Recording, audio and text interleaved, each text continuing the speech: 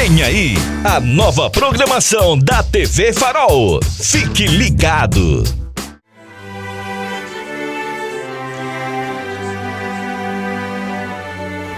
Olá pessoal, para quem não me conhece, sou André Fon, fotógrafo e apresentador do programa Planeta Fashion, que será exibido aqui na TV Farol, canal 16 e na NET, canal 8, todos os sábados às 14 horas. Moda, entrevistas, culinária, saúde, cobertura de eventos e tudo o que acontece na sociedade alagoana e no Brasil, com a coluna Tudo Que Há com Ana Monteiro. Direção Daniel Lessa. Eu tenho esse encontro marcado com vocês.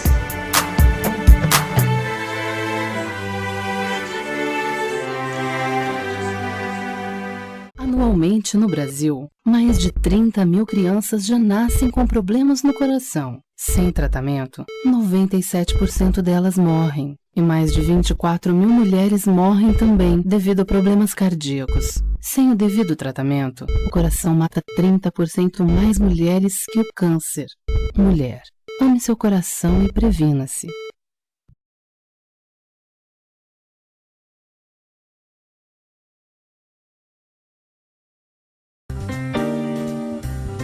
Restaurante Nutri Refeições, sabor, higiene e qualidade. Segurança alimentar, conforto e variedade. Alimente-se bem, gastando pouco. Self-service sem balança. Avenida Comendador Leão, 1347, pertinho da Maternidade Santa Mônica. Aberto de segunda a sábado, das 10h30 às 15h30.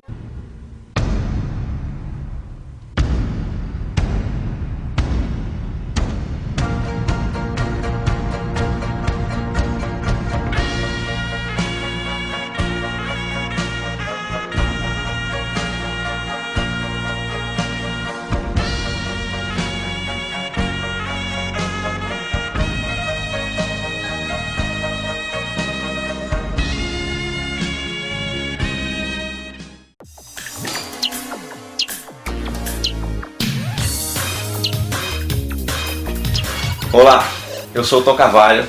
Em breve estarei aqui na TV Farol com o programa Top Beats Games para você ficar ligado em tudo que está rolando no mundo dos games. Acompanhe a nossa fanpage e até mais!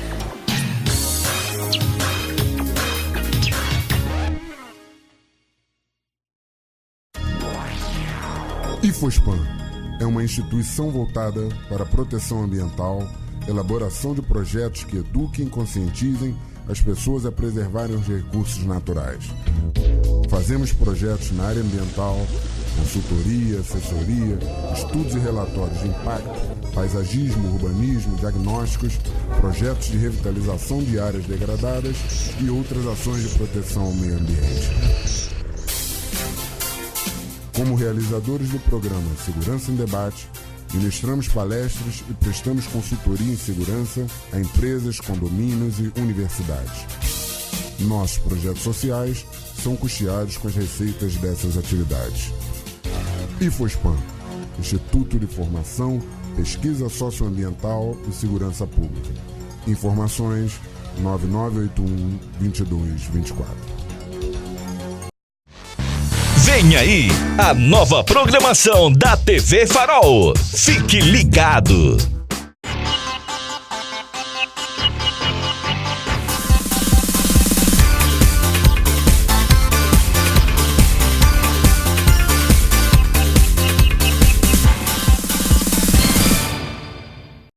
Boa noite, Alagoas. Está no ar mais um programa Segurança em Debate, uma realização do IFOSPAN em parceria aqui com a TV Farol. Hoje, o Segurança em Debate mais uma vez inovará. Já que estamos nos aproximando do dia 1º de maio, Dia do Trabalhador, faremos uma semana inteira com lideranças sindicais dos servidores públicos ou alguns profissionais liberais e discutiremos temas inerentes a tais profissões. Hoje, no primeiro bloco, temos o prazer aqui da presença do presidente do Sindicato dos Médicos de Alagoas, Dr. Wellington Galvão, para conversarmos dos temas inerentes à categoria profissional que ele representa. Em minha companhia aqui, mais uma vez, nosso consultor Felipe Campos, para acrescentar aí com sua sabedoria em nosso bate-papo. Doutor Wellington, é um prazer tê-lo aqui conosco e desde já lhe pergunto, qual diagnóstico o senhor poderia fazer acerca da saúde alagoana? Como andamos nessa questão tão importante para a vida humana? Bom, inicialmente eu gostaria de agradecer o convite para participar desse seu programa, né? Tão importante, até porque saúde, as questões que envolvem a saúde do nosso estado, hoje é uma questão de segurança. A gente pode dizer assim, porque a população está totalmente à margem de qualquer projeto desse governo que dê saúde e qualidade de vida. E lembrando que saúde é um direito do cidadão e um dever do Estado, né? Mas nós temos aqui uma situação, uns serviços de precário, não só nos serviços municipais, né, nos municípios, como também no Estado, que o Estado puxou para si o controle das urgências e emergências, incluindo o SAMU, e isso hoje tem algumas deficiências graves que têm levado a população ao caos. Hoje nós temos uma situação total de caos na saúde, ou seja, nós temos uma população hoje na capital de 1 milhão de habitantes, e uma estrutura de saúde para uma população de 300 mil habitantes. Então você tem uma sobrecarga imensa, né? Além disso, você tem uma deficiência grande de profissional de saúde, principalmente de médicos. Isso porque você tem o médico daqui indo embora, evadindo-se do Estado, e os que estão se formando, quando vão fazer residência, não voltam.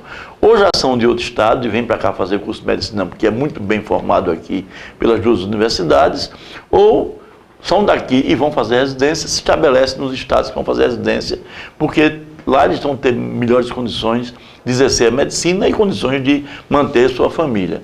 Então esse é um problema que a gente vem evidenciando nos últimos 10 anos e que tem levado a população alagoana a esse caos. A gente diria assim que o caos do serviço público está afetando também a iniciativa privada, porque está faltando um médico também hoje na iniciativa privada por conta dessa grande evasão de profissionais para outros estados. Gostaria desde já fazer uma pergunta relacionada à categoria, já está aproximadamente 100 dias de greve, está levando aí uma espécie de multa porque ela foi decretada ilegal, e gostaríamos de saber como está, mais especificamente, a questão da greve e o relacionamento com o governo do estado. Bom, a greve é um direito do servidor público, né? O próprio Supremo já definiu isso, né? Em lei complementar, já tem deliberação nesse sentido. E você tem apenas que cumprir os trâmites da lei de greve. E nós, em todas as greves, que é um extremo, a greve ela só acontece quando você esgota todos os caminhos para você ir uma negociação. Isso que aconteceu com os médicos mais uma vez, porque nós estávamos há 2 anos negociando e não avançava, ficava só em negociação. Quer dizer, o secretário de gestão, o secretário de saúde, negociando, mas na hora de implantar aquela negociação, esbarrava no governo do estado, porque a lei de responsabilidade fiscal. Então, a greve saiu por esgotar isso aí.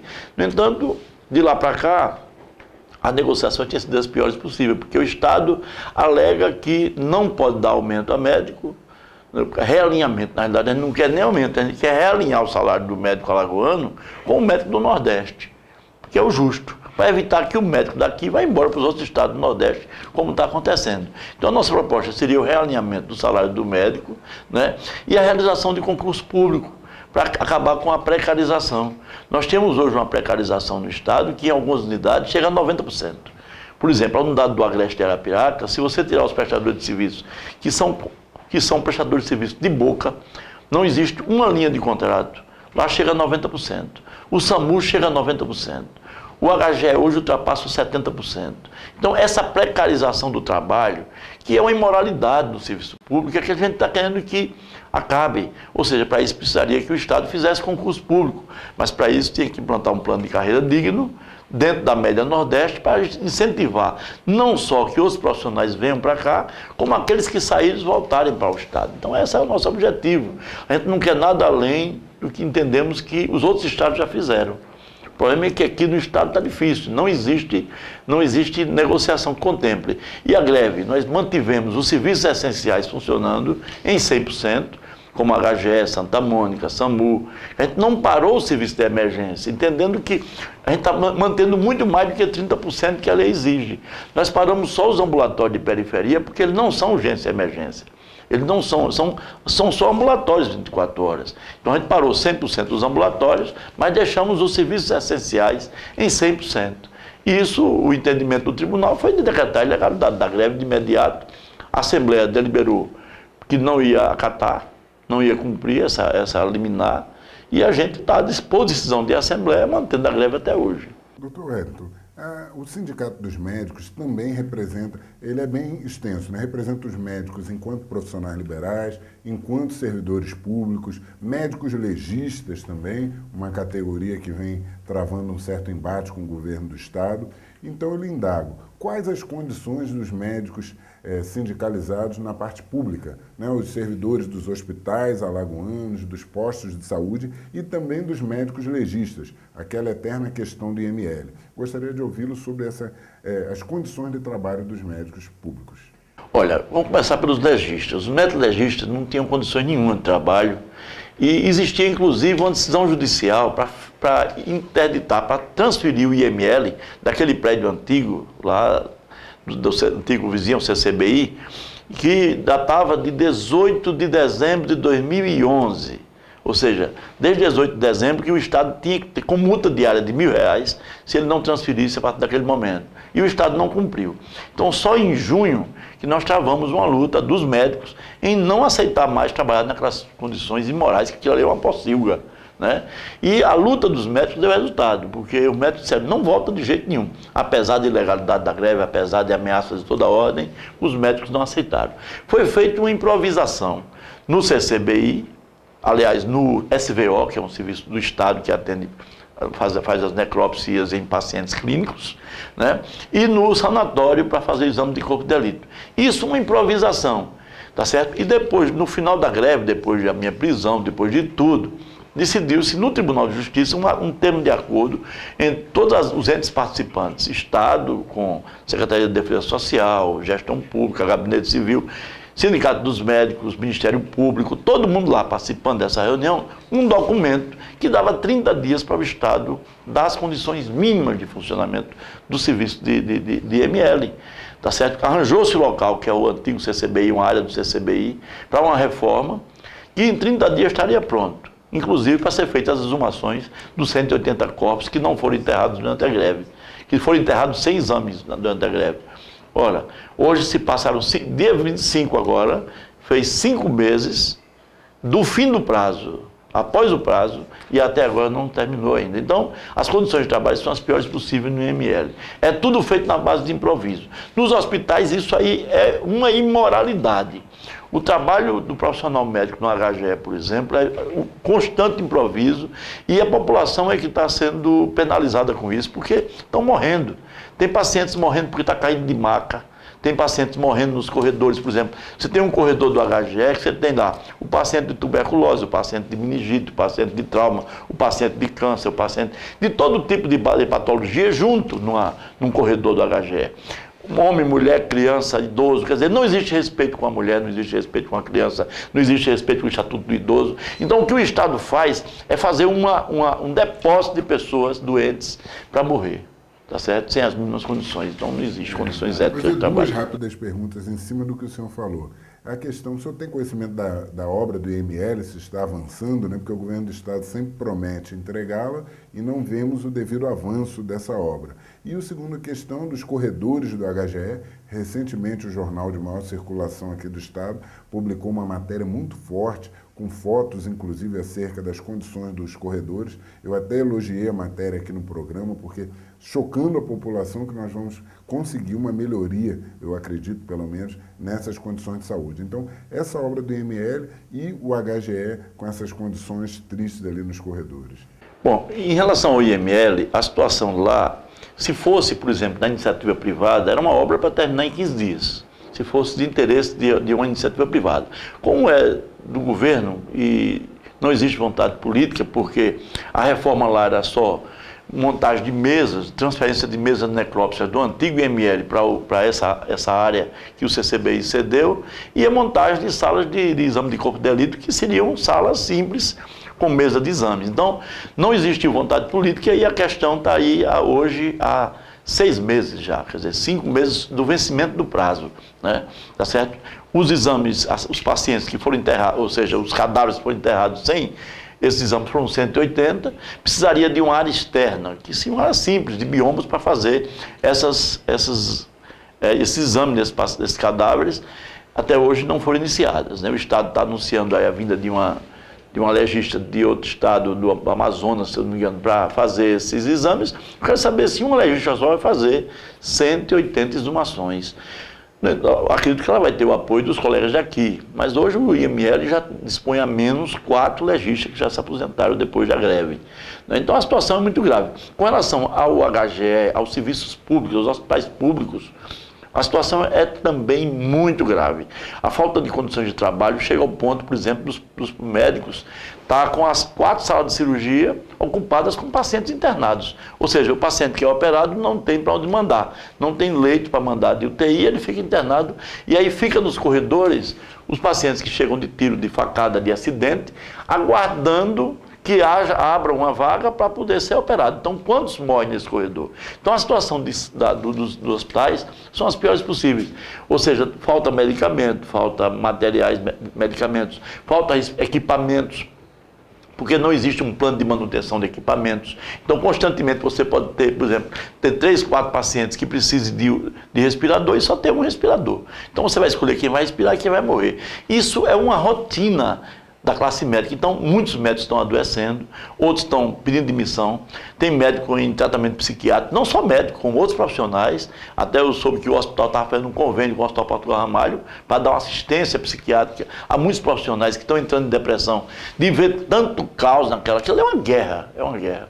E o Estado, o que é que faz? Você tem a parte alta da cidade, que tem hoje mais de 400 mil habitantes, sem nenhum serviço de emergência. Você imagine quantos pacientes já morreram de infarto, de acidente, em ambulâncias ou em carros particulares nessa Fernando Lima até chegar ao HGE. Então isso a gente vem denunciando já há muito, mas não existe vontade política. Em época de campanha não. Todos os candidatos vão fazer o hospital da parte alta da cidade. Mas depois que passa a campanha, está aí. Eu pedi ao ministro, na semana passada, que fizesse uma emergencial, uma UPA, que talvez em 3 meses se montasse uma UPA na parte alta da cidade, que montasse um serviço emergencial de urgência e emergência na parte alta, mais qualificado. Não ambulatório 24 horas, que não é serviço de urgência e emergência. Serviço de urgência e emergência você tem que ter 4 especialidades médicas, tem que ter serviço de raio-x, laboratório, condições mínimas de você salvar uma vida, né? No caso de emergência. Hoje não se tem. Dentro do próprio HGE, por exemplo, o serviço de cardiologia, que apesar da eficiência dos colegas, ele muitas vezes não dispõe de medicamentos essenciais para salvar o infarto. Né? Um infarto agudo do miocárdio, aquele infarto que obstrui, você tem um prazo para reverter, ou seja, com medicação, fibrinolítico ou com a utilização de stent, né, como é feito nos hospitais particulares. No HGE não tem nada disso. Então o paciente chega lá infartado, tudo bem, vai morrer melhorado, né? Vai morrer, tá tudo bem, morreu dentro do hospital, tá tudo bem. Mas não é bem assim que a medicina funciona. Tinha que, por exemplo, em São Paulo, um paciente que chega no hospital público infartado, a estatística de resolução do problema, ou seja, de salvar, é de 85%. Apenas 15% morrem. Em Alagoas, 100% morrem. Se for um infarto grave, 100% morrem. Isso dentro do hospital. É o caso daquela senhora que morreu na periferia. Aquela senhora, mesmo se tivesse ido para o HGE, ela estava no ambulatório de periferia, que não tinha condições nenhuma de atendê-la. Mas mesmo que tivesse ido para o HGE, certamente ela também ia falecer lá dentro, como tantos outros entram em óbito, porque não tem estrutura para atender esses casos. Doutor Wellington, nós vemos aí, pelo que já foi exposto, desmotivação, baixos salários, adoecimento da categoria e nada de concreto, nenhuma proposta de concreto, pelo menos a curto prazo.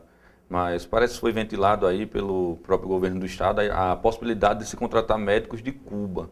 E como a categoria vê essa questão da contratação de médicos cubanos? Vê com bons olhos?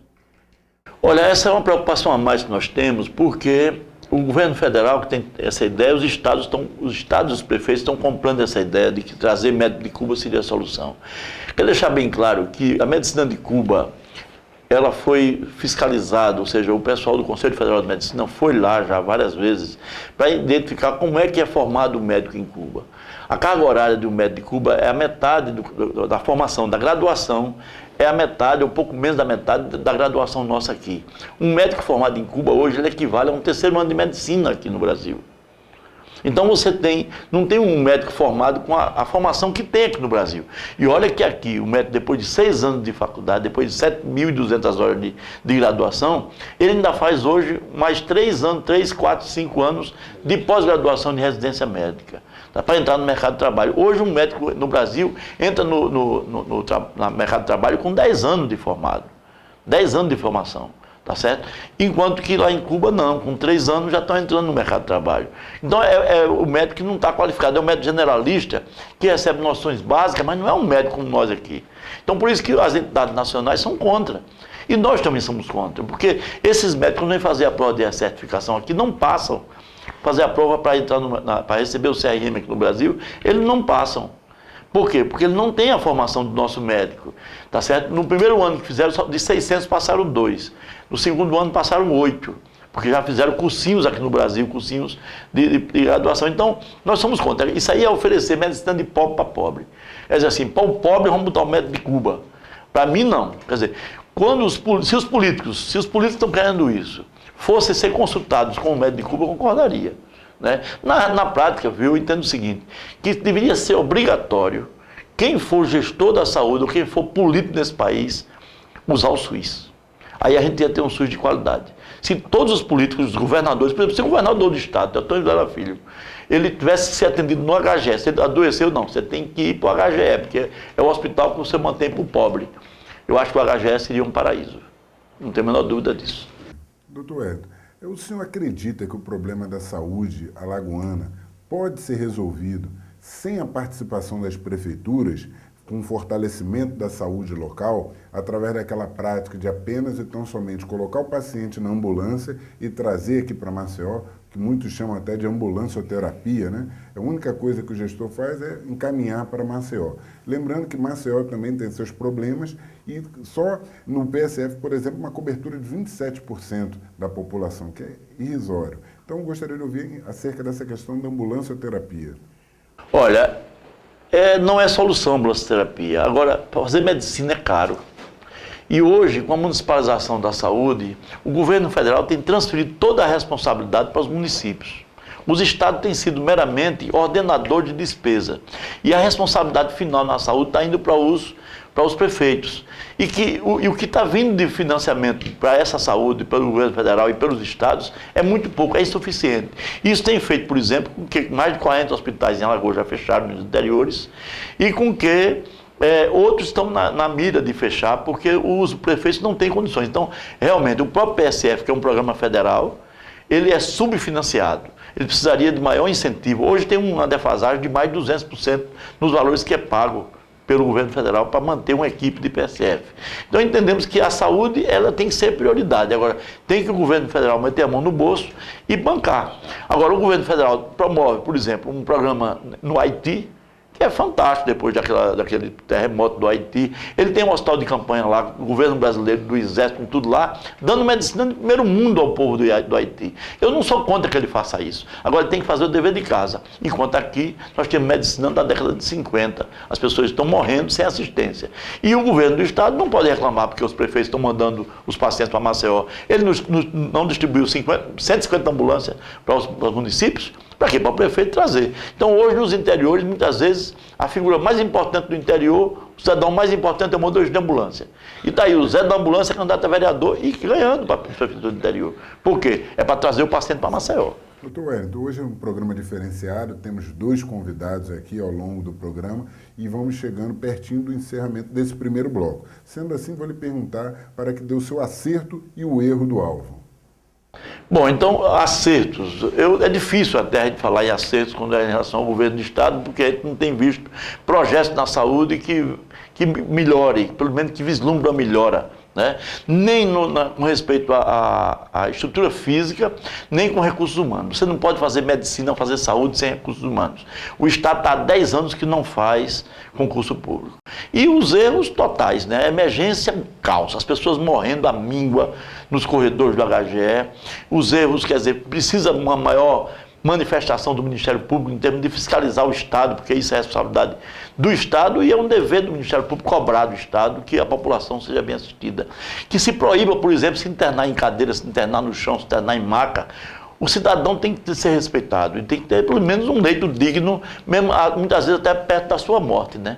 Então o que a gente tem hoje, falar de acertos do governo na saúde, eu não tenho nenhum. Até hoje, em 6 anos, nesse governo, eu não vi um acerto, porque a reforma do HGE não foi acerto. Eu diria um erro, por exemplo, acabaram com o Hospital Zé Carneiro, que é o único hospital geral que a gente tinha no Estado.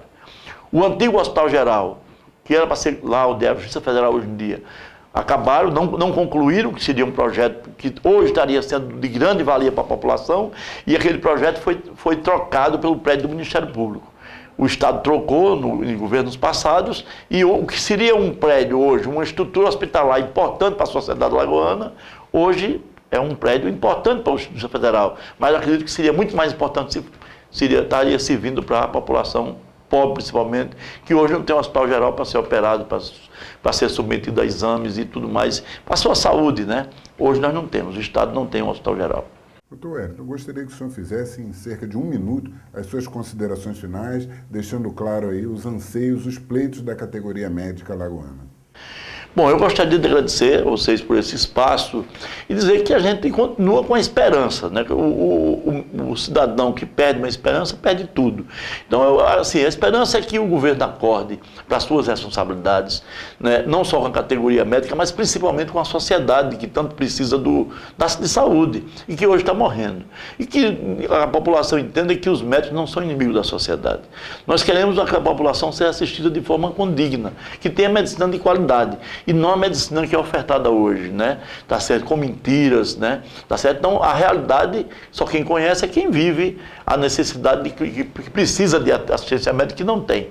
Então, o que a gente tem que agradecer a vocês e ter a esperança que esse governo mude, mas principalmente que a sociedade tem que se unir e cobrar dos gestores que colocou lá que ele cumpra o seu papel.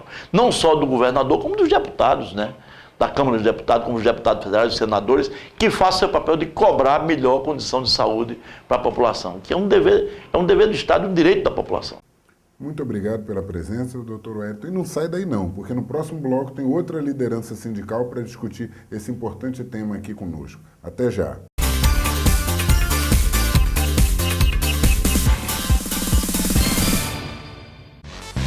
Vem aí a nova programação da TV Farol. Fique ligado.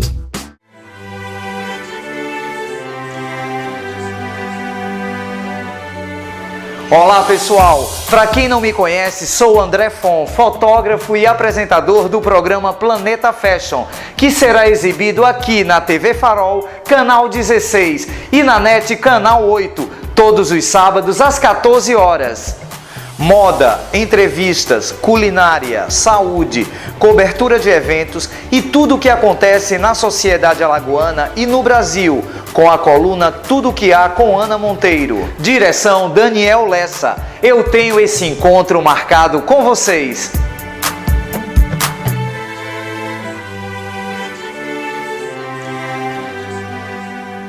Anualmente no Brasil, mais de 30 mil crianças já nascem com problemas no coração. Sem tratamento, 97% delas morrem. E mais de 24 mil mulheres morrem também devido a problemas cardíacos. Sem o devido tratamento, o coração mata 30% mais mulheres que o câncer.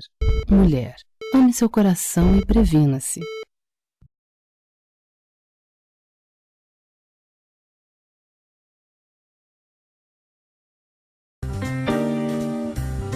Restaurante Nutri Refeições. Sabor, higiene e qualidade. Segurança alimentar, conforto e variedade. Alimente-se bem, gastando pouco. Self-service sem balança. Avenida Comendador Leão, 1347, pertinho da Maternidade Santa Mônica. Aberto de segunda a sábado, das 10h30 às 15h30.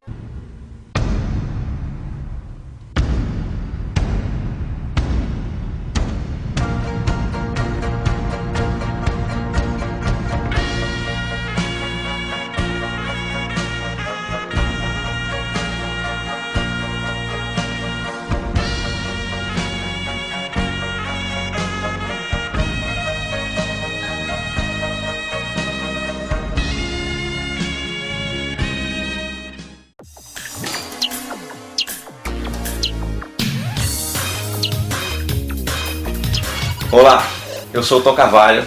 Em breve estarei aqui na TV Farol com o programa Top Beats Games para você ficar ligado em tudo que está rolando no mundo dos games. Acompanhe a nossa fanpage e até mais!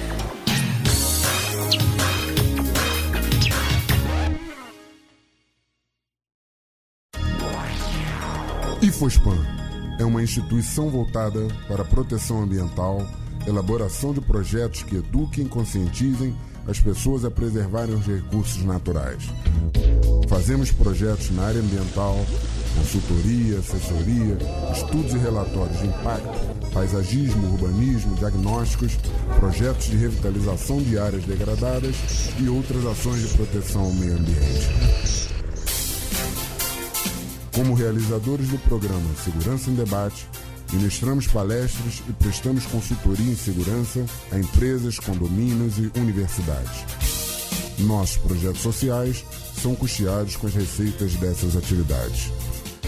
IFOSPAN, Instituto de Formação, Pesquisa Socioambiental e Segurança Pública.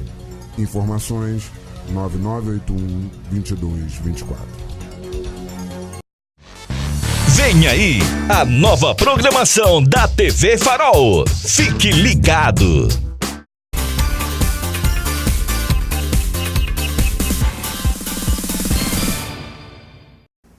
Voltamos ao nosso debate, nesta semana exclusivamente com lideranças sindicais, geralmente do serviço público aqui de Alagoas e da área da segurança pública. Neste momento temos o prazer de receber aqui Marcelo Avelino, diretor executivo do Sinaspen, Sindicato dos Agentes e Servidores Penitenciários de Alagoas. Desde já saudamos a sua presença aqui, muito obrigado, Avelino. E vou fazer a primeira pergunta. Qual é o diagnóstico que o senhor pode apresentar acerca do atual momento dos agentes penitenciários aqui em Alagoas? Boa noite, Leonardo. Obrigado pelo convite. Olha, a nossa situação hoje, o nosso quadro hoje do sistema prisional para o agente penitenciário não é nada bom esse quadro, tá? Nós estamos no concurso vamos completar 7 anos, a primeira turma agora em dezembro próximo, e estamos em total situação de abandono em relação à valorização da categoria, né? Nós estamos há 7 anos no sistema sem ter nenhum reajuste, nenhuma atualização salarial, sem nenhuma valorização da categoria, né? Então o quadro para o agente penitenciário hoje no sistema prisional não é nada bom. Nos 7 anos não houve reajuste, realinhamento, nada para a categoria? Nada, só houve aquele reajuste que é anual, que é a correção da inflação de 6%. Só esse reajuste, mais nada. Boa noite, Marcelo. Boa noite, Felipe. Houve uma divulgação de que o secretário de Estado disse que o salário do agente penitenciário não é tão ruim assim, inclusive comparou que é um dos melhores salários. O que a categoria tem a dizer sobre isso, da remuneração dos agentes penitenciários? Felipe, hoje nós temos um quadro, que até eu passo um gráfico para você, que nosso salário hoje no Brasil é o penúltimo pior salário do Brasil. Nós estamos com o segundo pior salário do Brasil hoje. Então essa informação de que o nosso salário não é tão ruim é totalmente inverídica, né? Nós temos o segundo pior salário do Brasil e estamos aí, como eu disse para o Leonardo, com um total abandono da nossa questão da carreira de valorização salarial há 6 anos. Então o nosso salário hoje é o segundo pior do Brasil. Essa é a nossa realidade. E a questão de condição de trabalho, como está sendo? Está havendo uma contraprestação por parte do Estado? Está tendo condições do servidor penitenciário executar o seu mistério? Nas unidades prisionais, os equipamentos que vocês utilizam, né? Coletes, viaturas, estão a contento ou tem coisas aí que tem que melhorar? Houve uma grande melhora de 2007 para cá na questão de viaturas, né, e de alguns armamentos. Isso aí nós temos que reconhecer. Mas está muito aquém ainda da nossa necessidade e nós temos hoje um outro problema que nesses 7 anos se agravou, que é a carência de efetivo, né? Nós, quando entramos no sistema prisional, nós entramos 925 agentes penitenciários concursados.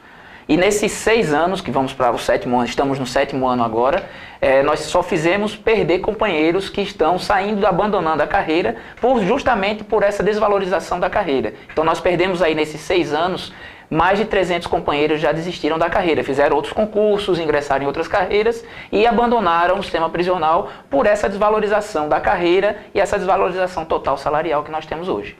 Inclusive, quero acrescentar que somente hoje, lendo o Diário Oficial do Estado, verifiquei que 2 ou 3 agentes penitenciários estavam solicitando exoneração, o que só corrobora a sua fala aqui. Uma outra questão que é inevitável tocar aqui quando se fala em sistema penitenciário, trata-se dos prestadores de serviço, né? Qual a opinião de vocês, que são efetivos, concursados, acerca dessa questão? Sempre lembrando aqui que no primeiro programa Segurança em Debate, há cerca de 2 anos, nós fizemos sobre justamente prestador de serviço no sistema penitenciário, e naquele momento foi a infelicidade de uma prisão de um agente prestador de serviço que tentava ingressar no sistema prisional com mais de 1 quilo de maconha, 13 telefones celulares e uma arma de fogo. E a gente sabe que a pessoa, não tendo vínculo efetivo, às vezes fica mais propensa, porque já que propostas existem, né, elas sempre surgem. Qual a opinião do sindicato acerca desse tema? Olha, o sindicato tem uma opinião pública em relação a isso, que é a seguinte: nós achamos que passou da hora no governo do Estado, como eu estava falando para você, fazer um novo concurso para o sistema prisional, né? Como eu disse para você, o último concurso foi em 2006 e de lá para cá nós perdemos mais de 300 companheiros que passaram nesse concurso. Nós temos hoje no sistema prisional, já que você tocou no assunto do terceirizado, mais de 1.100 contratados, prestadores de serviço. Nós achamos que já passou da hora desse pessoal. Tem gente lá que já tem 15 anos, 20 anos de presídio. Então, o Estado tem que dar oportunidade para esse pessoal de ingressar ao serviço público. E como seria isso? Através de concurso público, né? Eu acho que o Estado tem que proporcionar um novo concurso público urgentemente para o sistema prisional, para que a coisa seja, tenha um regramento, se estabeleça a lei entre lá dentro. Porque hoje nós temos no sistema prisional 4 categorias lá dentro distintas. Nós temos um contratado, o prestador de serviço, o agente efetivo, que é aquele pessoal da Constituição de 88 para cá, foi efetivado com a Constituição, temos o concursado e temos os policiais militares lá dentro. Então é o único lugar do Estado onde você tem 4 categorias dentro de uma gestão de uma coisa só, que é o sistema prisional. Então isso tem que ser regulamentado, regularizado, organizado, né? Então já passou da hora de termos um concurso público para o sistema prisional para trazer esse pessoal que está às barras da ilegalidade, porque são contratos precários, né? Uma coisa onde eles estão totalmente desamparados, dar a oportunidade desse pessoal fazer o concurso e adentrar de forma legal ao serviço público. A nossa opinião é essa.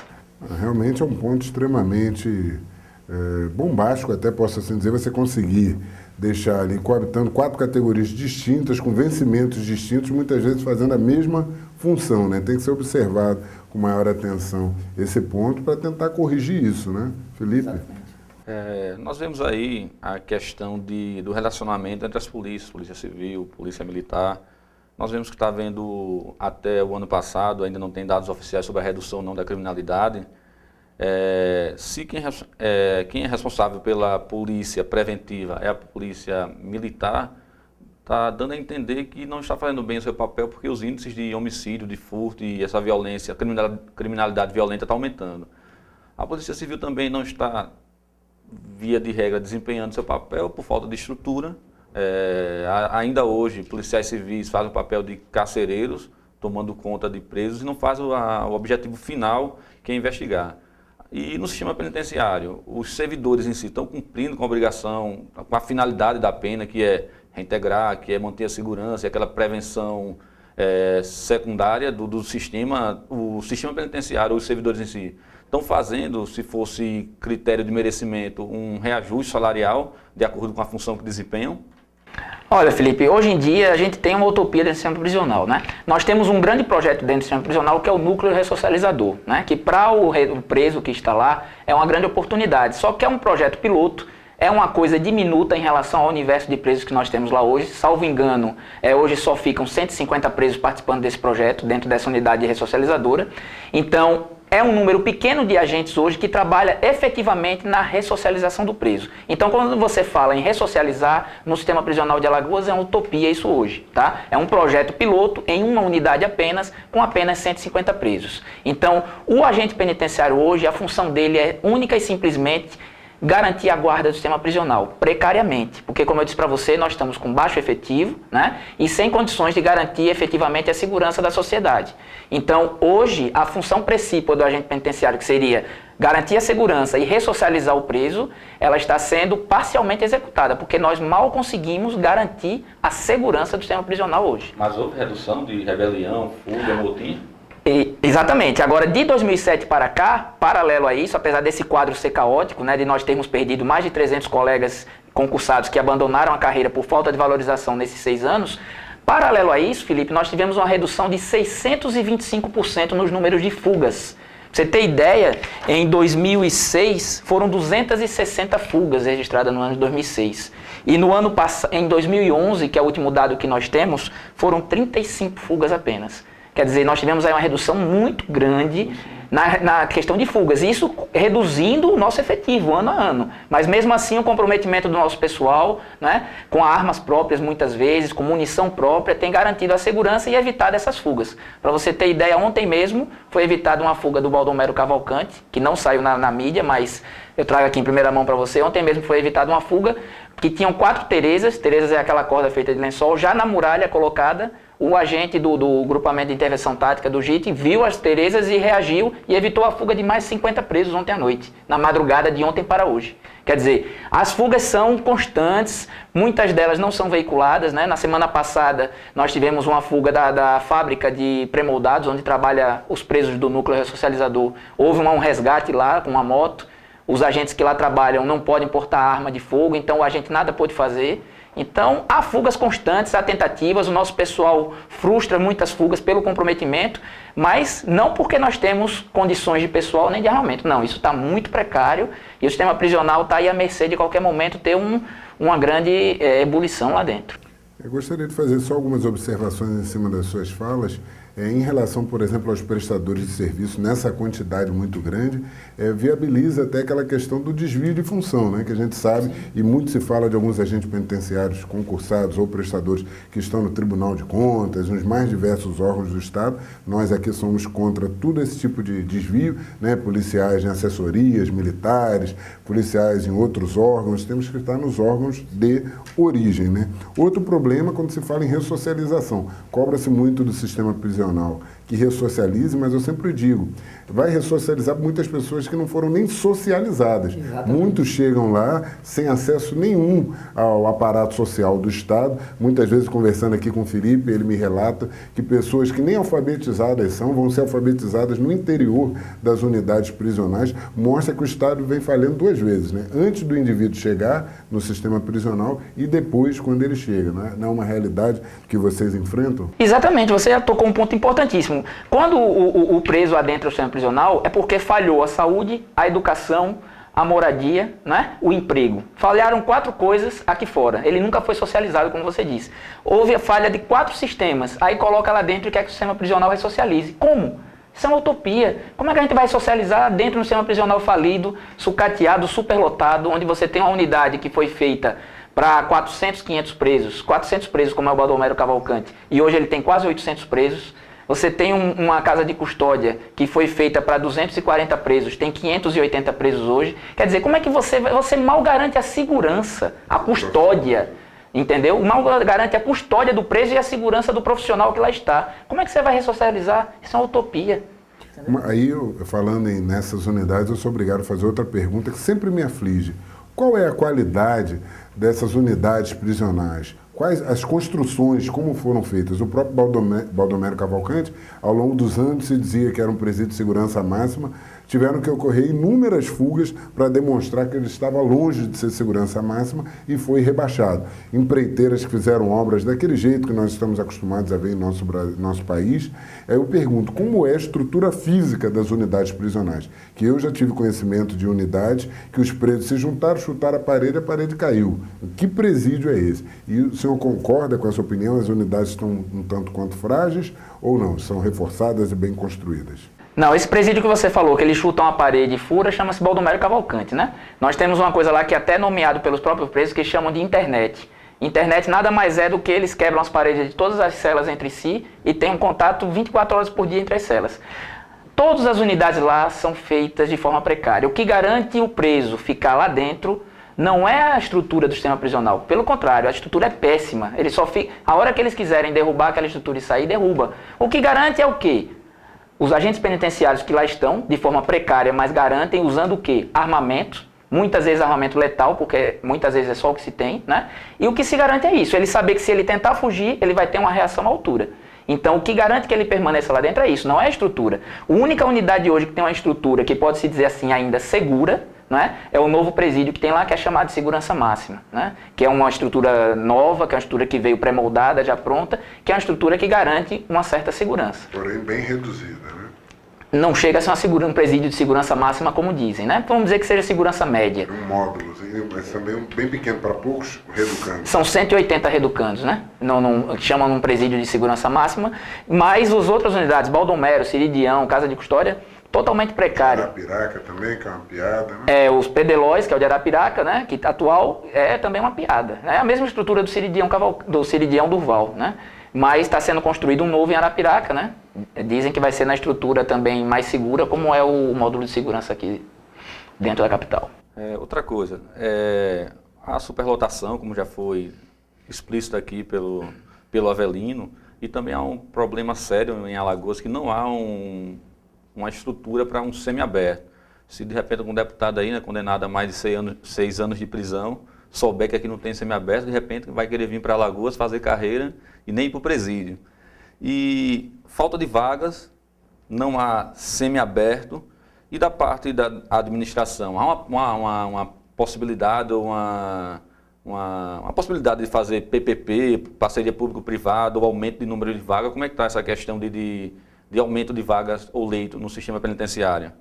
Olha, nós tínhamos aí, Felipe, um cenário que estava vislumbrando aí da questão da parceria público-privada, né? Onde a proposta era serem construídas 3 unidades, 2 fechadas, regimes fechados, e uma no regime semiaberto, que traria aí a solução, porque hoje Alagoas, salvo engano, é o único estado da federação que não tem regime semiaberto, uma unidade de semiaberto. Alagoas hoje... Para que o pessoal do meu salão não saiba.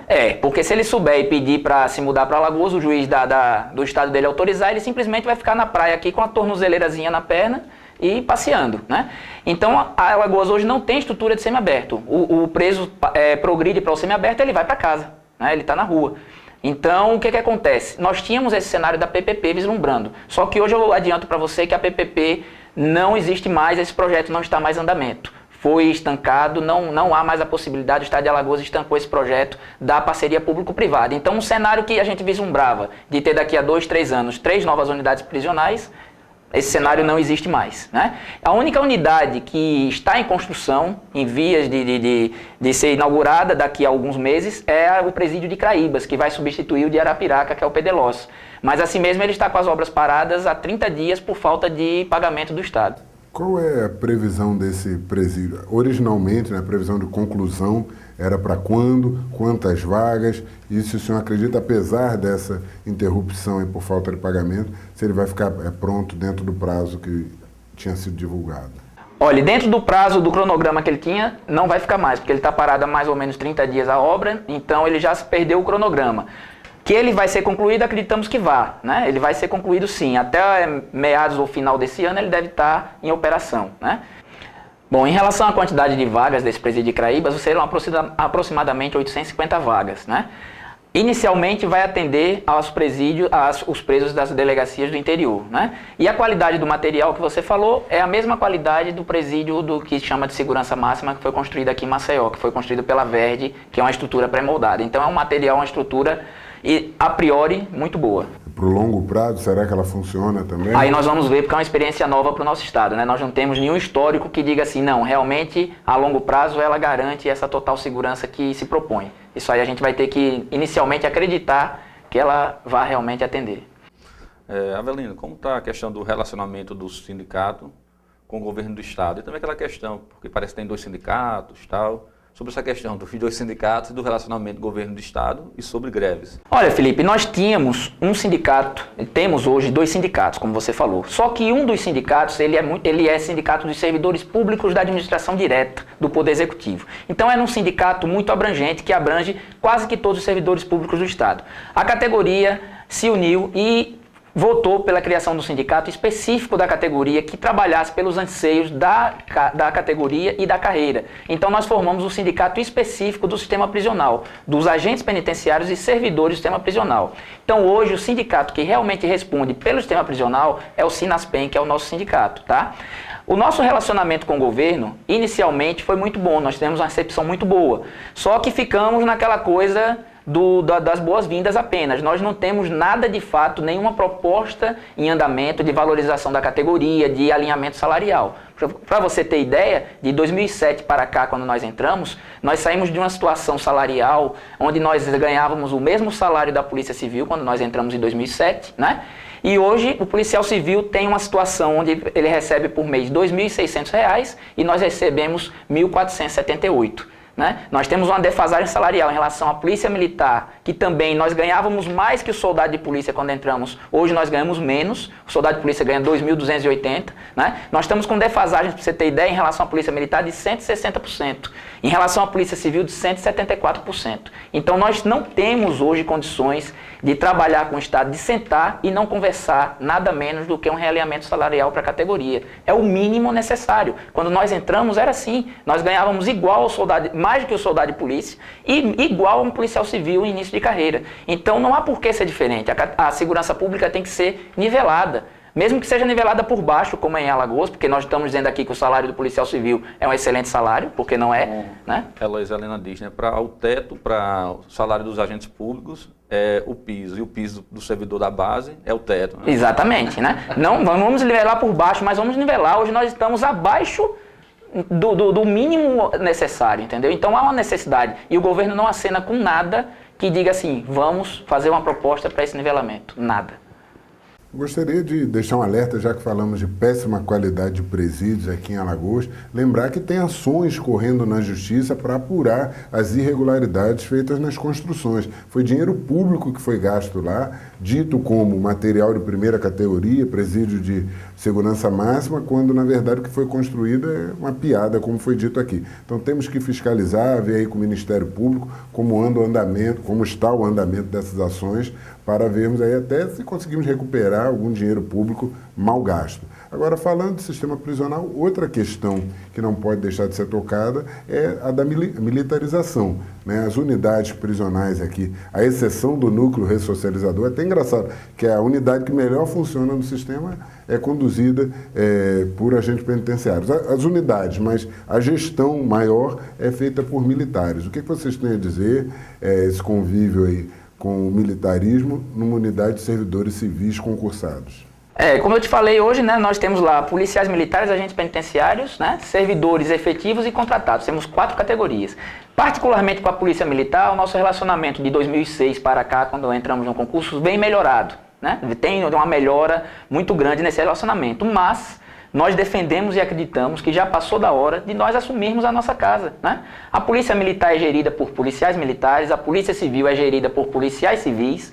Por que o sistema prisional tem que ser gerido por policiais militares?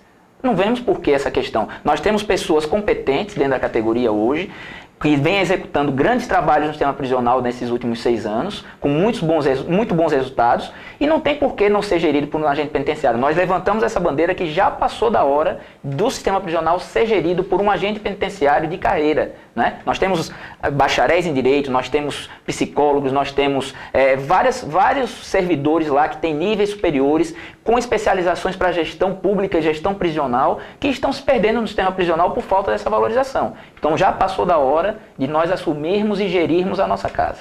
Avelino, o tempo aqui vai chegando ao fim, eu vou pedir para você fazer o seu acerto e o erro do alvo.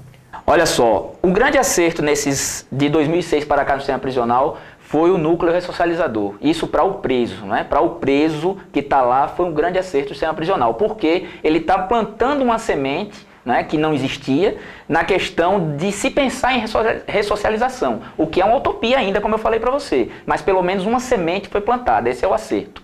Agora, o grande equívoco que eu acho paralelo a isso, e é um equívoco que o Estado vai ter que trabalhar muito para corrigir, é a desvalorização da categoria, dos servidores do sistema prisional. Nós hoje estamos totalmente desvalorizados, nós estamos totalmente à mercê, a categoria está tendo uma debandada geral, já perdemos, como eu disse a você, nesses 6 anos, mais de 300 companheiros, e todo mundo que vai tendo novas oportunidades vai saindo porque não é valorizado, né? Então nós temos que lutar, estamos na luta com o Estado para que ele acorde e valorize, porque hoje o grande erro do sistema prisional é esse, o Estado não valoriza os servidores que lá estão, questão salarial, questão de carreira, plano de cargos, nós não temos nada, nós trabalhamos ali dentro dando nosso suor, nosso sangue há 6 anos e trazendo resultados, como eu falei para você, redução de fugas, né?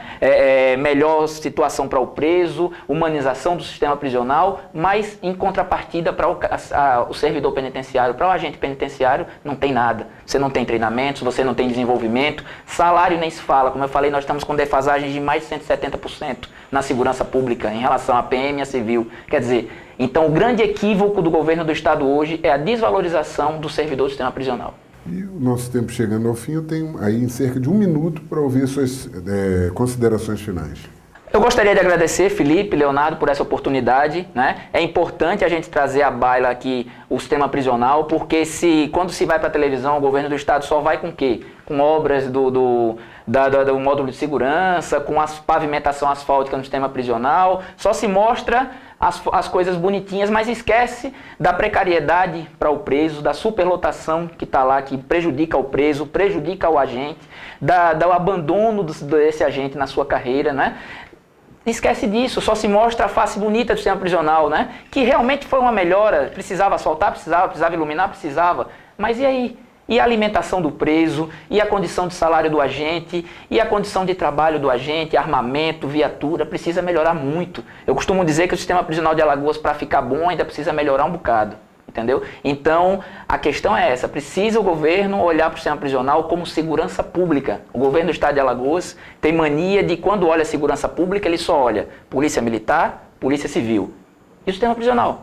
O que adianta a polícia militar estar trabalhando bem ostensivamente na rua, a polícia civil investigando, fazendo seu trabalho de polícia judiciária, prendendo, abrindo os inquéritos, levando para o judiciário condenando e jogando no presídio e fazendo uma superlotação que a qualquer momento você pode ter uma rebelião, uma fuga em massa, um resgate. Por quê? Porque não tem estrutura, nem física, nem condições de trabalho para você segurar aquilo ali dentro. Então está se criando uma coisa ali dentro que pode estourar a qualquer momento por falta de governo do Estado olhar para o sistema prisional como segurança pública. Segurança pública não é polícia militar e polícia civil apenas. Tanto que nós fazemos parte da Secretaria de Estado e Defesa Social, certo? Marcelo Avelino, muito obrigado aqui pela sua presença. Gostaria também de fazer alguns agradecimentos ao agente penitenciário Petrônio Lima, que é nosso telespectador assíduo aí, ao senhor Zé Gomes, lá do Joaquim Leão, que é um telespectador assíduo e informou que desde o começo assiste Segurança em Debate. Muito obrigado, senhor Zé Gomes. Continue assistindo. A dona Maricelma também, mãe do Felipe, que já virou telespectador assíduo, ficamos muito felizes e voltamos amanhã. Não esqueça, ainda com novos líderes, com outros líderes sindicais das forças públicas aqui de Alagoas. Não perca. Até amanhã e um abraço.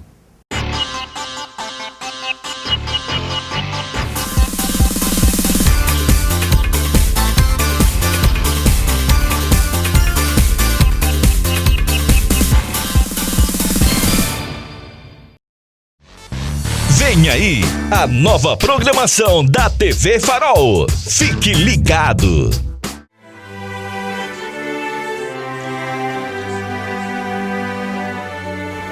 Olá pessoal, para quem não me conhece, sou André Fon, fotógrafo e apresentador do programa Planeta Fashion, que será exibido aqui na TV Farol, canal 16 e na NET, canal 8, todos os sábados às 14 horas. Moda, entrevistas, culinária, saúde, cobertura de eventos e tudo o que acontece na sociedade alagoana e no Brasil, com a coluna Tudo o que há com Ana Monteiro. Direção Daniel Lessa. Eu tenho esse encontro marcado com vocês.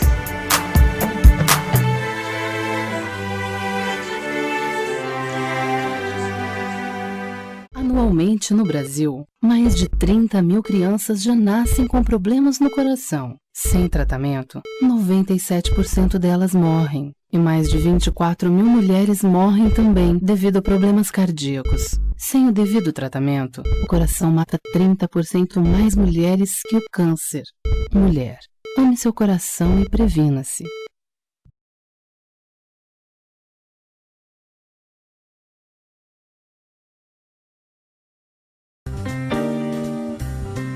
Restaurante Nutri Refeições. Sabor, higiene e qualidade. Segurança alimentar, conforto e variedade. Alimente-se bem, gastando pouco. Self-service sem balança. Avenida Comendador Leão, 1347, pertinho da Maternidade Santa Mônica. Aberto de segunda a sábado, das 10h30 às 15h30.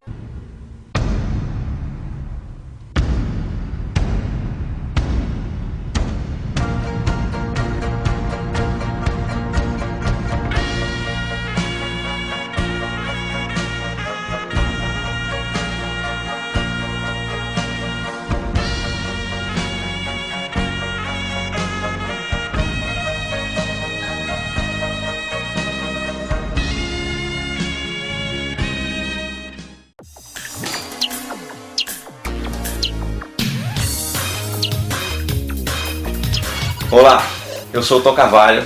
Em breve estarei aqui na TV Farol com o programa Top Beats Games para você ficar ligado em tudo que está rolando no mundo dos games. Acompanhe a nossa fanpage e até mais.